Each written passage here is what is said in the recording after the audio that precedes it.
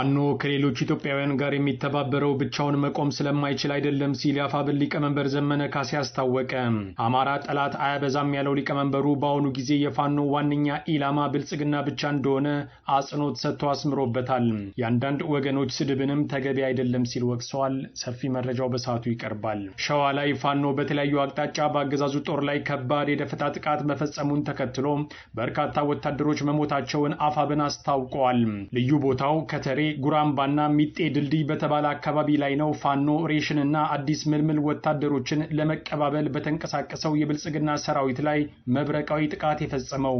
በቅርብ ርቀት የሚገኙ ጤና ጣቢያዎችም በቁስለኛና በአስክሬን ተጨናንቀዋል። ሰሙታላችሁ። የሱዳን አየር ኃይል ኢትዮጵያን ለመደብደብ ዛሬ ተንቀሳቅሶ እንደነበር የፓኪስታን መገናኛ ብዙሃን ዘግበዋል። አንድ የሱዳን ድሮን ተመቶ ወድቋል የተባለ ሲሆን ሱዳን በሙሉ አቅም ኢትዮጵያ ውስጥ ገብታ ድብደባ ለመጀመር ዝግጅት አድርጋለችም እየተባለ ነው። በሌላ በኩል የአብይ አህመድ ድሮን መቀሌ በመግባት ድብደባ ፈጽሞ ትምህርት ቤት አውድመዋል። አብይ አህመድ ሰሞኑን የጠፋው ራሱ ድሮን ማዘዣ ላይ ተቀምጦ እያዘዘ ስለሆነ ነው የሚል መረጃም ወጥቷል። ዝርዝሩ በሰዓቱ ይቀርባል። ኦነግ ሸኔ ጉራጌ ዞን ውስጥ በመግባት 7 ያገዛዙ ሰራዊት አባላትን መግደሉን የአካባቢው ነዋሪዎች ለአስራት በላኩት መረጃ አረጋግጠዋል። ነዋሪው ከተማዋን ጥሎ ሽሽት የጀመረ ቢሆንም ኦነግ ሸኔ ቡድን ለአንድ ቀን ያህል ከተማዋን ከዘረፈ በኋላ ያለምንም ውጊያ ጥሎ ወጥተዋል። በሌላ በኩል ጅጅጋ ውስጥ በጠራራ ፀሐይ የፈረሰው ቤተክርስቲያን አዲስ ውጥረት እንዲፈጠር ምክንያት ሆኗል። ዓለም ሁለተኛው ሱናሚ ገጠማት። ከ2000 ያላነሱ ሰዎችም ሞተዋል ተብሏል። የችግሩ ምክንያት ሐይቅ እየፈነዳ ወይንም እየቀለጠ እንደሆነ ተነግሯል። ጎርፉ ኢንዱስትሪዎችን፣ ፋብሪካዎችን፣ የኃይል ማመንጫዎችንም ጠራርጎ ወስዷል። አሁን በቀጥታ ወደ ዝርዝሩ አልፈናል።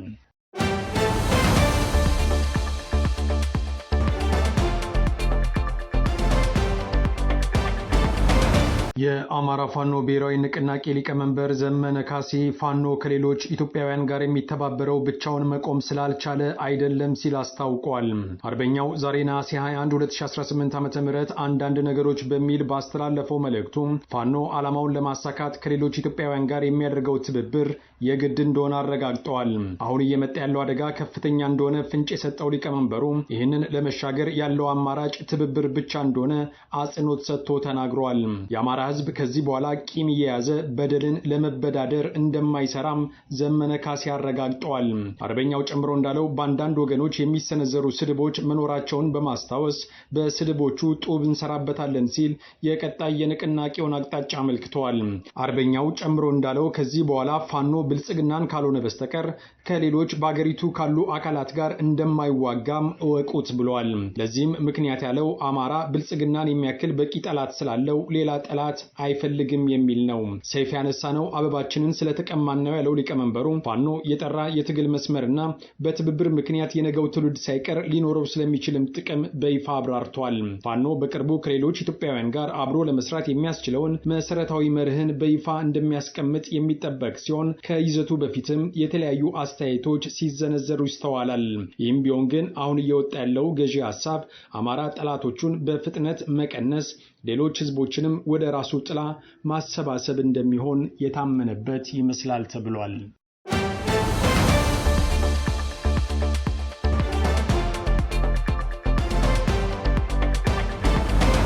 በሰምኮር የቡልጋና የነበልባል ክፍለ ጦሮች በጋራ በፈጸሙት የደፈጣ ጥቃት በአገዛዙ ጦር ላይ ከፍተኛ ኪሳራ ማድረሳቸውን አፋብኃ አስታውቋል። በሌላ በኩል ለ81ኛው ውባንታ ባተ ክፍለ ጦር ሻለቃ አመራሮች የፖለቲካ ስልጠና እየተሰጣቸው እንደሚገኝ ተመልክተዋል። የፖለቲካ ስልጠናው ያነጣጠረው አሁናዊ የትጥቅ ትግሉን የተመለከተ እንደሆነም አፋብኃ አስታውቋል። በአፋብኃ አሳምነው 5ኛ እዝ ከሰም 2ኛ ኮር ቡልጋ ክፍለ ጦርና ነበልባል ክፍለ ጦር የተቀናጀና ከፍተኛ መናበብ የተሞላበት አስደማሚ የደፈጣ ጥቃት የፈጸሙት በአገዛዙ ጥምር ጦር ላይ ነው ተብሏል። የአገዛዙ የልዩ ዘመቻ አየር ወለድ 105ኛ ክፍለ ጦር የመከላከያ ሰራዊት አዲስ ምልምል ወታደሮችንና ሬሽን ለማቀበል መነሻውን በምንጃር ሸንኮራ ወረዳ አረርቲ ከተማ በማድረግ ወደ ቡልጋ ክፍለ ጦር አቅጣጫ ተንቀሳቅሰዋል። በሌላ በኩል ደግሞ ከመተብላ ከተማ ተጨማሪ ኃይል ሊቀበለው እንቅስቃሴ አድርጎ የነበረ ቢሆንም በፋኖ ያልተጠበቀ ጥቃት ገጥሞታል። ቀድመው መረጃውን ያገኙት የቡልጋ ክፍለ ጦር የፋኖ አናብስቶች ፖሊሶች ልዩ ቦታው ከተሬ ጉራምባና ሜጤ ድልድይ በተባሉ ስፍራዎች ጥብቅ ደፈጣ ዘርግተው በመጠበቅ የጠላት ኃይል ወደ ወጥመዱ እንደገባ መብረቃዊ ጥቃት ፈጽመውበታል። በዚህም ያገዛዙ ጸረ ህዝብ ኃይል እንደ ቅጠል በማራገፍ በርካታ ሙትና ቁስለኛ አድርገውታል ሲል ከቦታው የወጣው መረጃ አመልክቷል። ያላሰበውና ያልጠበቀው ከባድ ምት የተሰነዘረበት ያገዛዙ ጦር ሙትና ቁስለኛውን ይዞ ወደ መተብላ ከተማ ለመመለስ የተገደደ ሲሆን የአካባቢው ጤና ጣቢያም በሙትና ቁስለኞች መጨናነቁን ከውስጥ የተገኙ መረጃዎች ያረጋግጣሉ ሲል የአፋብን መረጃ አስታውቋል። በተመሳሳይ አቅጣጫ ከምንጃር ተንቀሳቅሶ የነበረውን ያገዛዙ ኃይል ደግሞ የቡልጋ ክፍለ ጦር አባላት ለነበልባል ክፍለ ጦር አሳልፈው በመስጠት የነበልባል ክፍለ ጦር ቃኝና መሐንዲሶች ነብሮ ሻለቃ ከሌሊቱ 7 ሰዓት ገደማ አሮጌ ምንጃር በተባለ ስፍራ ላይ በብቃት አቀባበል አድርገውለታል። የነብሮ ሻለቃ በሌሊቱ የጨረቃና ከዋክብት ብርሃን ታጅበው ብሬንና ስናይፐር አጣምረው ባካሄዱት ጥቃት ጠላትን በሚገባው ቋንቋ ሲያነጋግሩት አድረዋል ተብሏል። በዚህ የተቀናጀ ጥቃት ምክንያት ያገዛዙ የልዩ ዘመቻ 105ኛ ክፍለ ጦር አባላት ከፍተኛ ድንጋጤ፣ ውጥረትና የፍርሃት ቆፈን ውስጥ መውደቃቸውም ቀሪውም አካባቢውን ጥሎ መፈርጠጡን የኮሩ ህዝብ ግንኙነት ለአስራት በላከው መረጃ አስታውቋል። በሌላ በኩል 81ኛ ውባንታ ባተ ክፍለ ጦር ለሻለቃ አባላት የፖለቲካ ግንባታ ስልጠና መስጠት መጀመሩን ከወሎ ቤተ አማራ የተሰማው ዜና አስታውቋል። የአማራ ፋኖ ብሔራዊ ንቅናቄ ሚኒሊክ አንደኛ እዝ 303ኛ አሳምነው ኮር 81ኛ ውባንታ ባተ ክፍለ ጦር ሻለቃ አባላቶች የኮሩ ከፍተኛ አመራሮች በተገኙበት ሰራዊቱ ከማህበረሰቡ ጋር ያለውን መስተጋብርና ስለ ትጥቅ ትግሉ አሁናዊ ሁኔታ ለሁለቱ ሻለቃ አባላቶች ሰፊ የፖለቲካ አቅማዊ ግንባታ መስጠት ጀምሯል። ነሐሴ 21 2018 ዓ.ም በተሰጠው የፖለቲካ አቅማዊ ግንባታ ጦሩ ጓዳዊ ዝምድናን አጠናክሮ ወታደራዊ ዲሲፕሊን አዳብሮ በእንቅስቃሴው ወቅትም ደጀን የሆነውን ህዝብ እንግልት እንዳያጋጥመው ከወዲሁ በጥብቅ ሁኔታ ለሰራዊት በማስረጽ ከህዝቡ ጋር ስለሚኖረው መስተጋብርና ሌሎች ወታደራዊ የፖለቲካ ስልጠናና ለቀጣይ አቅጣጫ ተልዕኮ ተሰጥቷቸው መድረኩ ተጠናቋል ሲል የ303ኛ አሳምነው ኮር ሚዲያና ኮሙኒኬሽን መምሪያ መረጃውን አድርሶናል።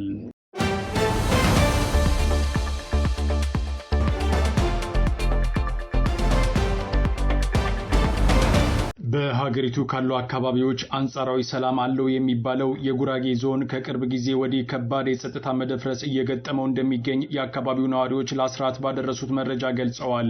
በሶዶ ወረዳ ውስጥ በምትገኘው ሱተን በተባለችው ከተማ ውስጥ ደግሞ በአገዛዙ ኃይልና ኦነግ ሸኔ በተባለው ኃይል ትላንት በነበረው ውጊያ 7 የመከላከያ ሰራዊት አባላት መገደላቸውን ነዋሪዎቹ በሰጡት አስተያየት ጨምረው ገልጸዋል። ቀላል ቁጥር የሌላቸው ሰዎች ደግሞ ሱተን የተባለችውን ከተማ ለቀው በመውጣት ወደ አቅራቢያው አካባቢዎች ለመሰደድ ተገደዋል። ነዋሪዎቹ እንደሚሉት ኦነግ ሸኔ ያገዛዙ ኃይሎችን ከመታ በኋላ ከተማዋን ለአንድ ቀን ያህል ሙሉ በሙሉ መቆጣጠር ችሎ ነበር። በዚህ 24 ሰዓታት ውስጥም የፈለገውን ንብረት ከዘረፈ በኋላ ያለምንም ውጊያ በራሱ ጊዜ ለቆ መውጣቱን ነዋሪዎቹ ጨምረው ገልጸዋል። በቅርቡ 3 የአማራ ተወላጆች በዚሁ አካባቢ በአሳዛኝ ሁኔታ ከተገደሉ በኋላ የጉራጌ ዞን ሰላም እየራቀው እንደሚገኝ አስተያየታቸውን የሚሰጡ በርካታ ሰዎች በመግለጽ ላይ ናቸው። ይህም በደቡብ ክልል ካሉ ቦታዎች ውስጥ የጉራጌ ዞን የመጀመሪያው ተጋላጭ አካባቢ እንዲሆን አስገድዶታል ይባላል።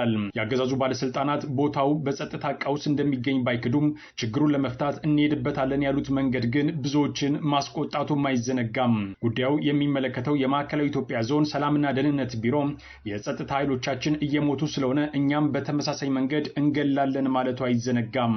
ይህ በእንዲህ እንዳለ በሶማሌ ክልል መድኃኔዓለም ቤተክርስቲያን ባልታወቁ ሰዎች ከ2 ቀናት በፊት ከፈረሰ በኋላ በክልሉ ከፍተኛ ውጥረት መንገሱ ተሰምቷል። በኢትዮጵያ ኦርቶዶክስ ተዋሕዶ ቤተክርስቲያን የምስራቅ ኢትዮጵያ ሀገረ ስብከት በዘፈቀደ እየተነሱ ቤተክርስቲያን በሚያፈርሱ አካላት ላይ አገዛዙ ህጋዊ እርምጃ እንዲወስድ ጠይቀዋል። ድርጊቱ ሆን ተብሎ የተፈጸመ ነው የሚሉት ምዕመናን ደግሞ በጠራራ ፀሐይ ማንም እየተነሳ ቤተክርስቲያን የሚያፈርስበት ዘመን ላይ መደረሱ የሚያሳዝን ብለውታል። የክልሉ መንግስት ጫናው ሲበረታበት ዛሬ ባወጣው መግለጫ ሶማሌ ክልል ውስጥ ሃይማኖትን ሽፋን በማድረግ አመጽ ለመቀስቀስ ተከታታይ ሙከራ እየተደረገ መሆኑን አምኗል። ሰሞኑን የፈረሰው ቤተክርስቲያንም የዚህ አመጽ አንዱ አካል ነው ሲል ተደምጧል። እነ ሙስጠፌ መሐመድ ይህን ቢሉም ግን ሃይማኖታዊ ቀውስ ለመፍጠር የሚደረገው ሙከራ ጅማሮ ከራሱ የሶማሌ ብልጽግና ሰዎች እንደሚጀምር አስተያየቱን የሰጠና ስሙ እንዳይጠቀስ የፈለገ አንድ ግለሰብ ለጣቢያችን አረጋግጠዋል። በተለይ በዚህ አካባቢ ሰላማዊ የኦርቶዶክስ እምነት ተቋማትን በአይነ ቁራኛ የሚመለከቱ አመራሮች ስለመኖራቸው መኖራቸው ያረጋገጠው ይኸው አስተያየት ሰጪ የመድኃኔዓለም ቤተክርስቲያን የፈረሰውም በእነዚሁ ሰዎች ድጋፍ ሰጪነት እንደሆነ አረጋግጠዋል። በእርግጥ የተወሰኑ ግለሰቦች በዚህ ችግር ምክንያት በተያያዘ በቁጥጥር ስር ቢውሉም ህዝቡ በጋራና በሰላም እንዳይኖር በሚያደርጉት ዋናዎቹ የብልጽግና አመራሮች ላይ የሚወሰድ እርምጃ የለም ተብሏል።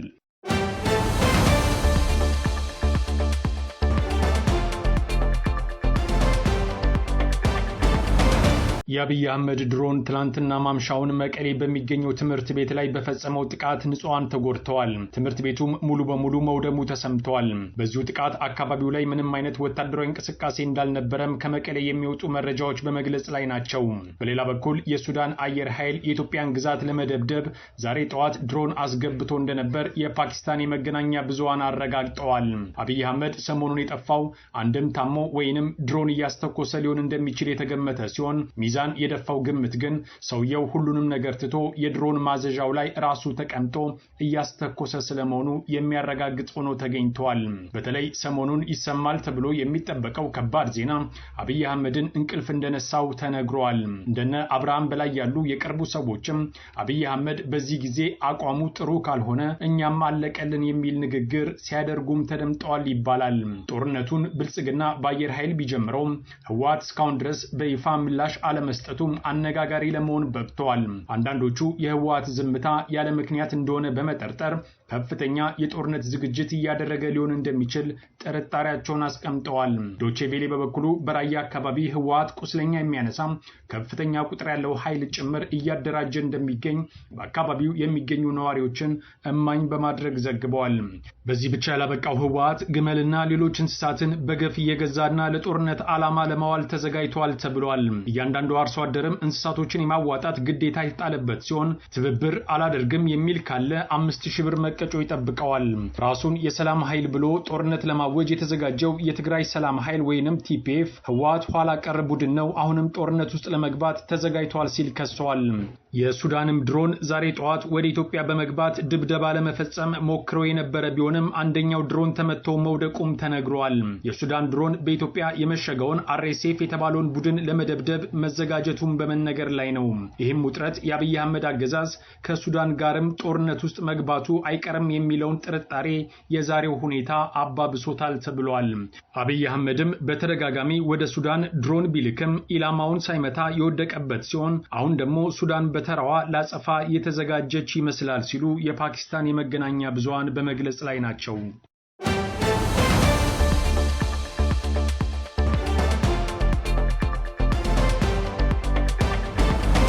በሂማሊያ ተራራ ላይ የተከመረው የበረዶ ግግር ድንገት ቀልጦ ትላንት ከ2000 ያላነሱ ሰዎችን ጠራርጎ መውሰዱን ከአካባቢው የወጡ መረጃዎች አመልክተዋል። ይህ ጎርፍ እንደዚህ ተንደርድሮ የመጣው በአካባቢው ካሉ 47 የበረዶ ግግር ሐይቆች ውስጥ አንዱ ፈንድቶ ወይንም ቀልጦ እንደሆነ በዘርፉ የተሰማሩ ተመራማሪዎች ገልጸዋል። በዚህ ጎርፍ ምክንያት ሁለቱ የቻይናና የኔፓል ከተሞች ውስጥ ያሉ መኖሪያ ቤቶች ተጠራርገው የተወሰዱ ሲሆን ከ200 በላይ መኖሪያ ቤቶችም መውደማቸው ታውቋል። ሲፕሩ ቤዚኒ እና ቲሞሪ የተባሉት ከተሞች የዚህ ጎርፍ ዋነኛ ተጠቂ ሆነውም ተመዝግበዋል። የመሰረተ ልማት አውታሮቻቸውም ተጠራርገው መወሰዳቸው ታውቋል።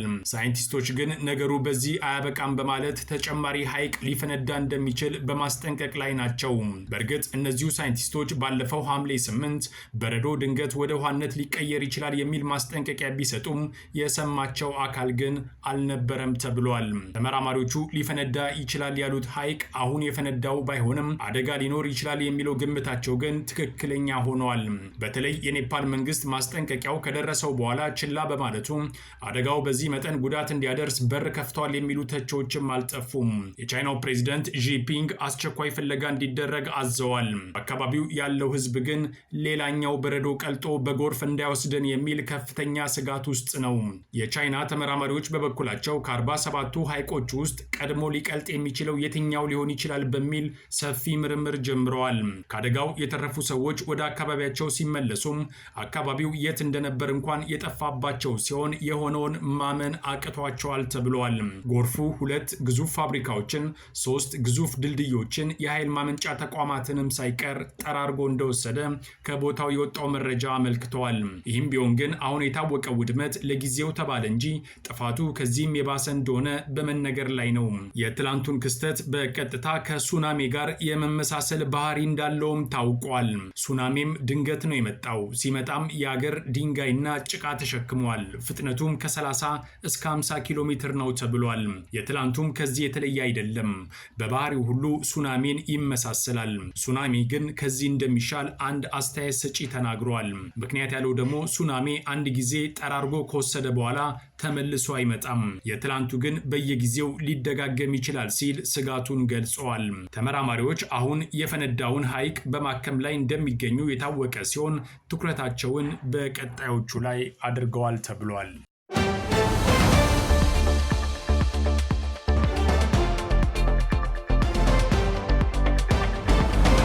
ከአስራት ብሮድካስቲንግ ሰርቪስ ለዕለቱ የነበረን ዜና ይህን ይመስል ነበር። አብራችሁን ስለነበራችሁ ከልብ እናመሰግናለን። በያላችሁበት ሰላም